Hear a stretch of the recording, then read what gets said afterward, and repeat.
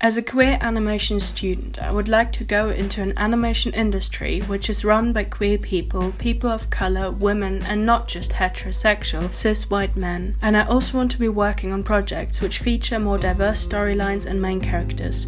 Therefore, I decided to take a closer look at the current situation of queer representation in the UK animation industry.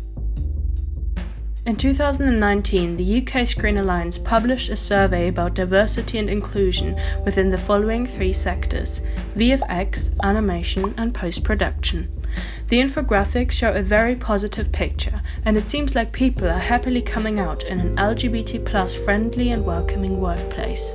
Apparently, more than 21% of all people working in animation identify as LGBT+, which sounds very positive. But there is one thing bothering me. If the industry is so gay, why are most of their products so not gay? Why do we still mostly see straight cis characters on TV or in films? I don't think queer animation takes up a lot of space in the UK animation industry right now. When I'm at a queer film festival, there's never any animation, but then when I'm at an animation festival, none of it is ever queer. Kate Jessop is an independent animation filmmaker whose art has been screened and exhibited worldwide. Especially known are her collections of queer heroes and the series Tales from Pussy Willow. I wanted to tell you that we're more than flatmates. We're girlfriends. I am the only trans person that I know of working in the 2D industry.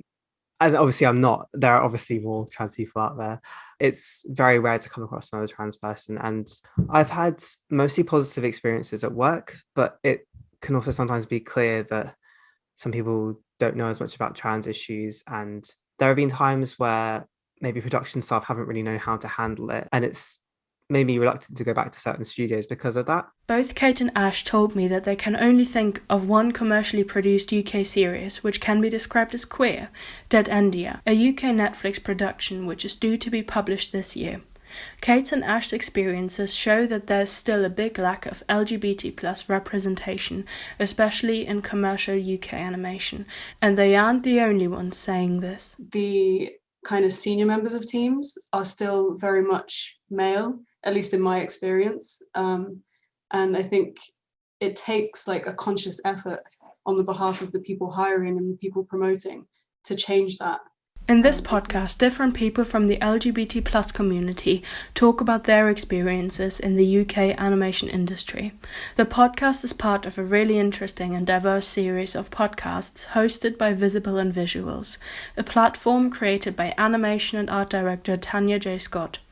During an interview with Tanya, she told me about her experiences in the industry. I really thought that if I worked hard and I really pushed myself, that would be enough. And I think as time went on and the more I spoke in particular to other women and the more I watched, unfortunately, some of the men above me, the more I realised that wasn't necessarily the case. I am still studying animation, so I'm technically not part of the industry yet. However, I do come across the term networking a lot.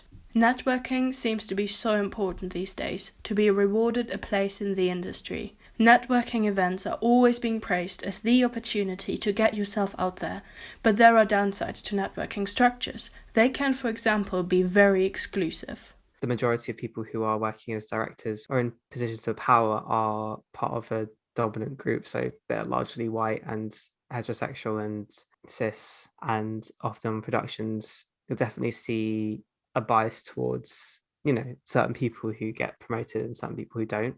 It doesn't always result in the best or balanced team. Animation and my career means a lot to me. I just felt like I hit this glass ceiling, like nobody wanted to give me an opportunity to do anything more. When you're young you kind of think, oh, maybe it's me, maybe I'm imagining it, and then the more you talk to older women and other people, the more you realise that this is actually a pattern of behaviour that exists throughout the industry. But how can this pattern of behaviour Tanya is talking about be broken? Let's take a look at some industry examples. Luzie, for example, started introducing gender pronouns to their email signatures with the intent of normalizing the use of different pronouns. This is a good example of how an animation studio can show solidarity with the LGBT+ community. I also had the chance to ask Stef Bowskill a few questions. She's the creative producer at Rumpus Animation Bristol, a small studio with a core team of only 4 people. Stef acknowledges that Rumpus could do more in terms of diversity and inclusion. She says, "As a starting point this year, I have kicked off a monitoring exercise, which is something we've not done before.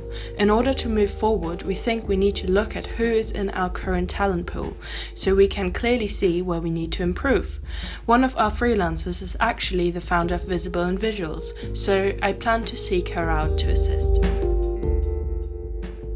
Whilst the industry is slowly becoming more aware of different facets of inclusion and diversity, there are already existing spaces next to the industry which help uplift the voices of underrepresented groups in animation. The best film festival ever is Fringe, the Queer Arts and Film Festival. So they create film festival programmes and queer arts programmes. Speaking of queer spaces, I asked Tanya about her future vision for Visible and Visuals, and she told me that although it is a lot of work to do, she and her friend Hodden Abdi are actually planning a few more panels. A lot of the same people get given a platform to speak and to publicise themselves and to have the opportunity to big themselves up. That needs to change. I think there's space for Visible and Visuals to do more like event-based stuff, and for it to be more of a resource for people like you who are at university, because I think it starts with education.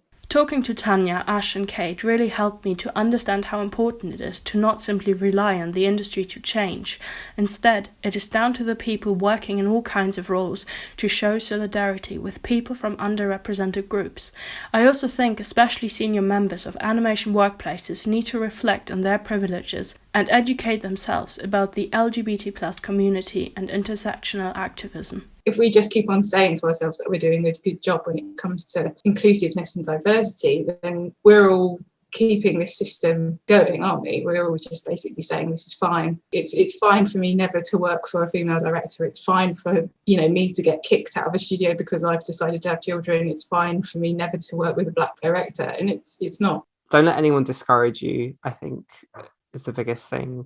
And even when you run into situations at work where people aren't being as understanding as they should be, there are definitely people in this industry who will go out of their way to lift up your voice. Don't be afraid of your own voice, and sometimes it is quite hard and sometimes it is quite painful writing about your experiences. But I'd say that often the more authentic you are and the more truthful you are to yourself and to your own voice, actually, in a way, that enables more people to be able to relate to it.